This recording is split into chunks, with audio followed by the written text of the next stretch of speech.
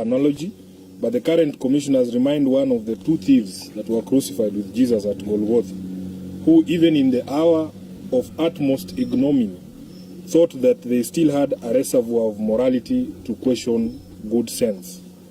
In all conversations around electoral justice in this country, IEBC as currently constituted remains the elephant in the room, the black sheep of a family that everyone knows is the problem, but rarely talks about.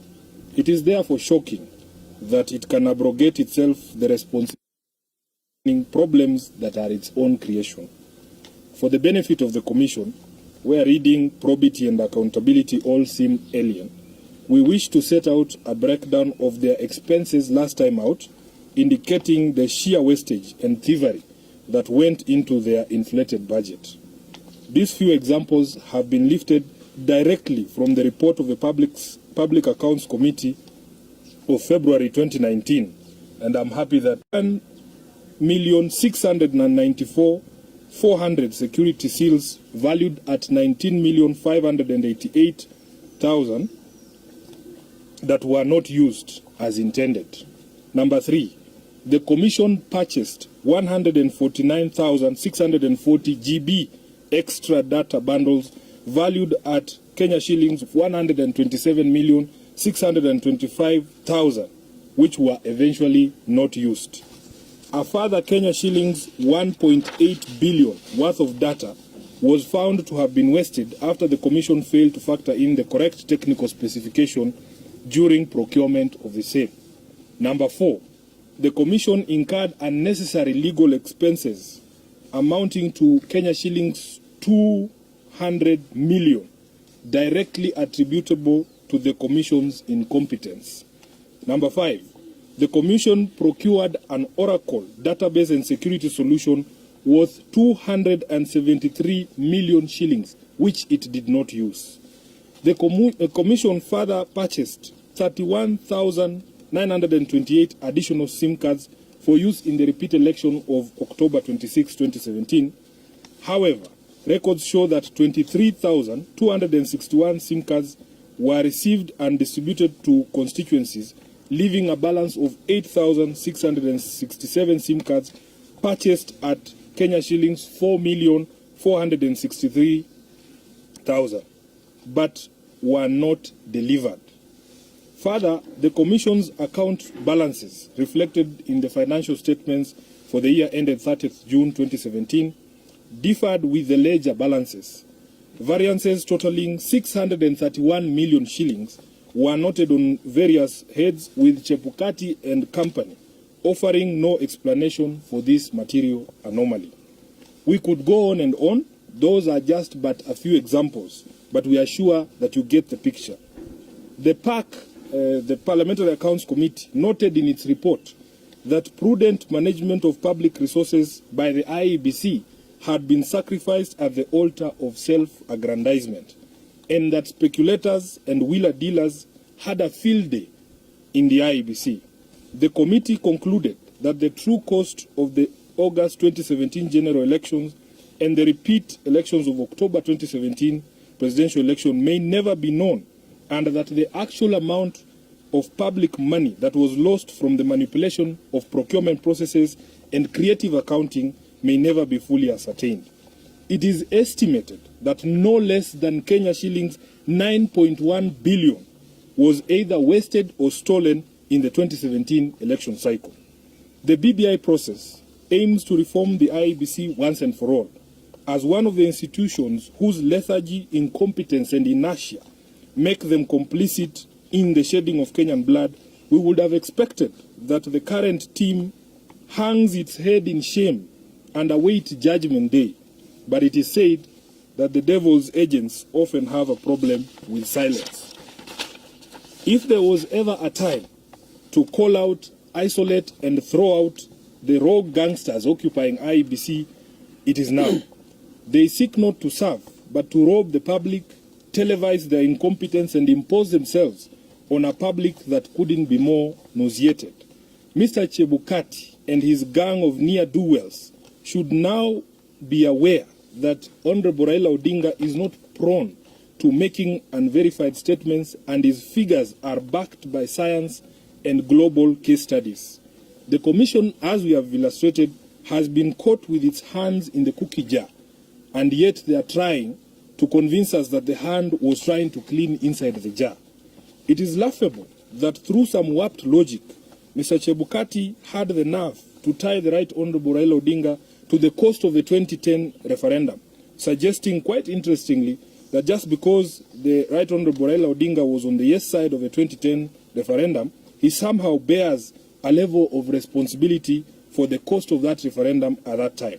Such logic is what convinces many that Mr. Chebukati lacks the intellectual grounding required to do his job. Only a really dumb thief says, but I stole this same way last time and it was okay, when caught in the act. The budget was overshot in 2010 and in all elections that the electoral body has conducted since.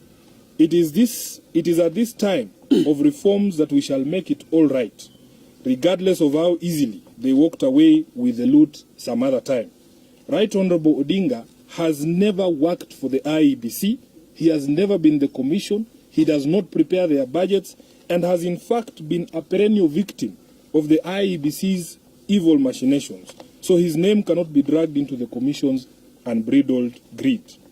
The chicken gate scandal has already taught us that what seems like overshooting the budget and wanton wastage is in fact clear manifestation of theft. We are certain that if we left the chicken out of the IEBC's so-called budget, we can deliver a referendum at a cost of no more than Kenya shillings 2 billion. That is the end of the statement, and we will take questions. Oh, just before we take questions, we can start with Honorable Atandi. He'll say something, then I will give the chair of PSC also to say something. Karibu sana Mheshimiwa. Thank you very much, SG. My name is Honorable Sam Atandi, Member of Parliament for Lagos Songa.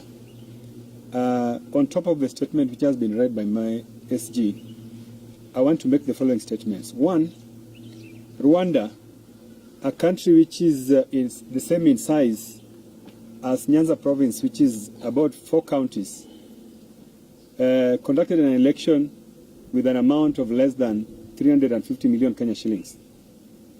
This is the same amount of money which IEBC used to conduct a by-election in Siaya County in the year 2015. I've given you this example because I want you to understand how elections in Kenya is an avenue for theft. And if you look at the BBI report, Kenyans gave out various reasons why they think IEBC should be disbanded. One of them was incompetence of the officials, and the other one was misuse of public resources, the other one was theft. And theft occurs in various forms, occurs in procurement, and also occurs, in wastage of public resources in procuring stuff that are really not needed. Correct. I want to give you an example. In 2013, there was a stalemate when Issa Kassan and Mr. Swago disagreed on how to procure BVR kits for the elections in that year. And Kenya government decided to go into an arrangement which is called government to government. And the election materials were procured in that manner. In the process, if you look at the estimations which were given by Mr. Swago, vis-a-vis what the government ended up using to buy the equipment, government saved almost 4 billion shillings in the process. Therefore, what we are trying to tell Chebukati is that Kenyans have already said they have no confidence in him. They have no confidence in him because of the reasons I've given you. Lack of confidence emanating from incompetence and theft and corruption. Therefore, this is not the same person who again wants to lecture us on, how best or how cost-effective Kenyans can be able to do a referendum. I want to say that we are going to do a referendum, and ODM experts are going to help Chebukati just to help the process to move on, because thereafter, he's going to be out of the office. And so we don't want him to be a stumbling block to what Kenyans really want to do. And lastly, Mr. Chebukati is the most incompetent electoral official that this country has seen. When we had those stalemates at Bomas, because I was there, we had this guy who was going around, mumbling, unable to pronounce himself, unable to explain himself.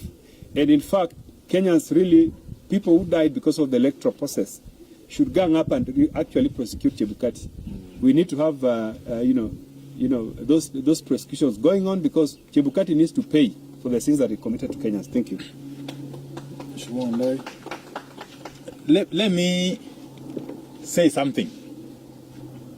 Firstly, in my capacity as the party's Secretary for Political Affairs, and of course my other role in Parliament. I have seen Mr. Chebukati trying to hide behind the veil of independence of the Commission, which is provided for under Article 249 of the Constitution. But I want to say this, as a lawyer, you don't read the law selectively. Article 249 of the Constitution must be read together with Article 201 of the Constitution, which provides for the principles of public finance, management of public finance. And among other things, that article requires that public finance is managed in a manner which is transparent, accountable, and open to public scrutiny. And therefore, it really baffles us that when the public, as represented by the Right Honorable Raila Amolo Odinga, wants to interrogate the management of public finance by a public body, such as the IEBC, then the commissioners hit the roof through Chebukati. That is unacceptable. If you look at the report that has been quoted extensively, the report of the Public Accounts Committee, which was tabled in Parliament and adopted with minor amendments. In fact, the only amendments to that report were to do with the committee's recommendations that the IBC commissioners go home. The rest of the report remained intact, and I suppose you media people must have access to it. That report essentially indicted the IEBC as it was constituted then, and even now. If it was in more advanced democracies, the Chebukati team would have gone home. Immediately the report was adopted by the National Assembly. Of course they didn't. But the question is, what logic is this? That since the 2010 referendum was supposedly, the cost of the 2010 referendum was supposedly inflated, and the cost of the 2017 repeat elections was also inflated, then the cost of the 2020-2021 referendum must also be inflated. That is the logic according to Chebukati. You see, it doesn't make sense. What we are saying is that the IBC has now demonstrated by its latest statement that it has got no capacity to be innovative. The mere fact that you wasted taxpayers' money in the past does not give you the leeway, the mandate to continue wasting taxpayers' money. And therefore, the latest outburst by Chebukati must be condemned in very strong terms. And the attempt to bring in or drop in the name of the Right Honorable Raila Amolo Odinga in these shenanigans cannot be tolerated. Thank you very much. Asante sana. Kuna maswali, tutajibu haya maswali. Umesikia mwenyekiti wa kamati ya wahasibu ndani ya bunge amezungumza, na mimi nitachukua maswali. Kuna swala lolote? Yes.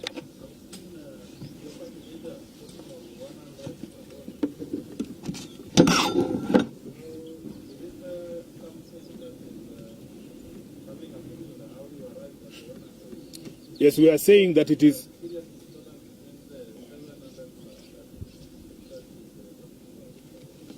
We have shown you, because even when you calculate the cost of an election, you calculate the cost per voter. What does it take for Edwin Sifuna to cast his ballot paper at a polling station?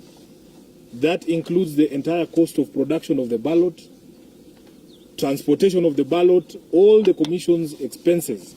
And we have demonstrated to you by giving you excerpts from a report by Parliament itself. It was adopted by Parliament. Yes. Yes. And we want to encourage members of the media. Yeah. When Kina Chebukati are talking and saying it is not possible to do elections at 2 billion, you must show them this wastage the way we have laid it here and the way it is laid in the report.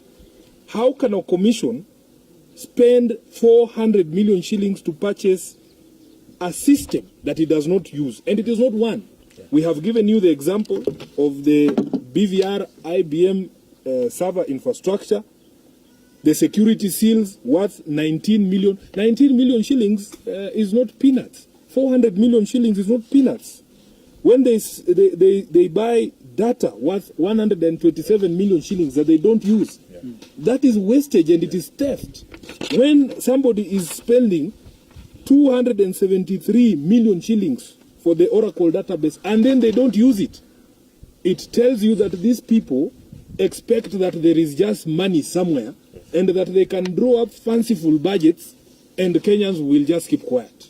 As Honorable Wandai has explained, the Constitution requires openness, transparency, and gives Kenyans a right to interrogate expenditure of all public monies, including in these so-called independent commissions.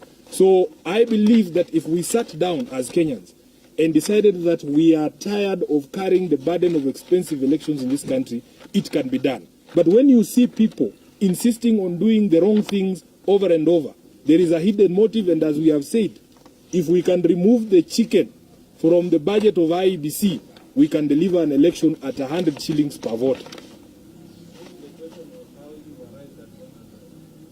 We have demonstrated. We have demonstrated by just cutting down wastage and theft, you can actually bring down the cost of elections in this country. Yes, Jeff.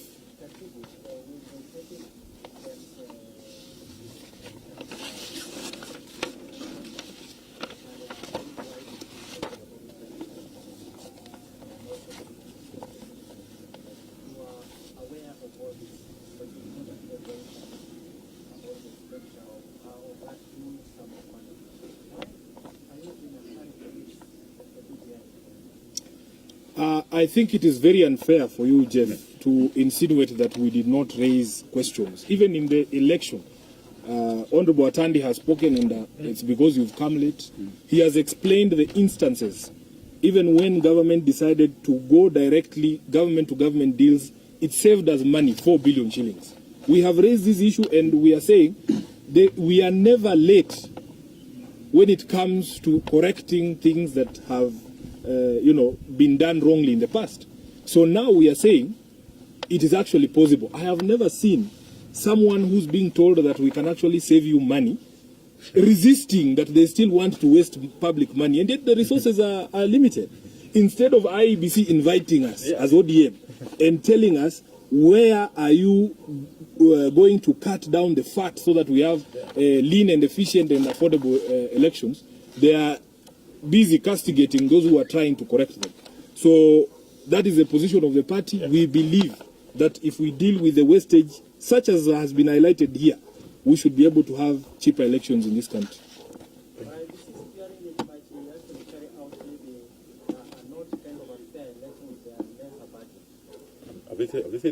I think fairness of an election depends on a lot of things. Money does not buy fairness. With all the money that they had, they still bungled the election. And after even the Supreme Court gave them an order, these are criminals. If you are a person who can be served with an order of the highest court in the land, and you disobey, these people belong in jail. They should not even be in office. So you cannot buy fairness with money. You need competence. And that is the biggest problem at IEBC. Thank you very much. I think we will leave it there. Yes. Those who have come now can keep the advice from the others. Yes, we had already had tea, so poleni sana ukichelewa kama Muluya unaweza pata uji, lakini lunch tayari imeisha. Wewe unachelewa. Sisi tulikwambia sisi huwa tuna keep time. Yes, I told you. Hii